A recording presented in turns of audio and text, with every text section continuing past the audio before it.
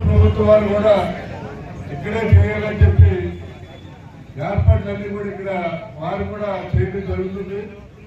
ముఖ్యంగా మరి బాబు జగన్మోహన్ గారి గురించి చెప్పవలసి వస్తే ఈవేళ ఎస్పీస్ అందరూ కూడా మరి ఇక్కడ ఇంత గౌరవంగా హ్యాపీగా ఉండగలుగుతున్నారంటే కారణం బాబు జగన్మోహన్ గారు అని చెప్పాలి.